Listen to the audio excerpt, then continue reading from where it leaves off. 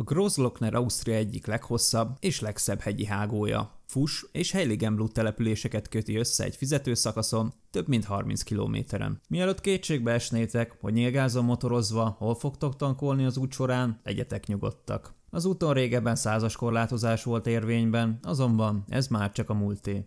Jelenleg 70 km/h a megengedett sebesség, mindez természetvédelem címszóval. Mondjuk lehet, hogy a kiadható jegyek számának csökkentése célra vezető volna, de akkor ugye miből lesz pénz? Érdekes logika. Nyilván ettől ez még egy szuper hely, csak picit vitatható ez a hozzáállás. Szóval vigyázni a sebességmérő kamerákra is, van belőlük jó pár darab az út során. A kanyarok minden esetre így is nagyon élvezetesek, a széles út és a kevés ténylegesen szűk visszafordító miatt lehet gyakorolni a majrécsig keskenyítést. Az útburkolat minősége szuper, van néhány szűkület az alagutak környékén, de ettől az aszfalt még nagyon sima, nem kell a kanyaríven levő indokolatlan kátyúktól tartani. A környezet egyszerűen brutális. 3000 méter magas hegyek, vízesések, gleccserek, teljesen változatos a táj. A hely hangulatát személyesen átélni bizony egy életre szóló élmény, ha csak nem tök sötétben vagy ködben mentek.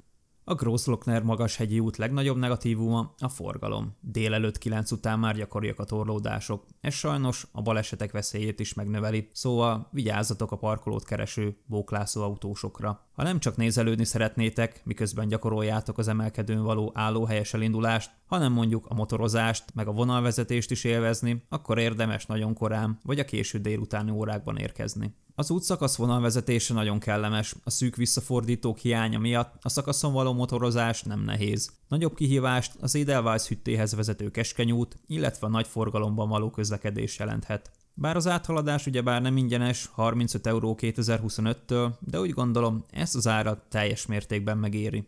A Großglockner magashegyi útnak mindenképpen a bakancslistán a helye, kiváló motorozási élményt ad, fantasztikus környezetben, rengeteg látnivalóval. Ha lehet, kerüljétek el a forgalmasabb órákat, egy hangos sóhajtással tegyétek túl magatokat a sebességkorlátozáson, és mindenképpen látogassátok meg, főleg amíg még marad valami a gleccserből.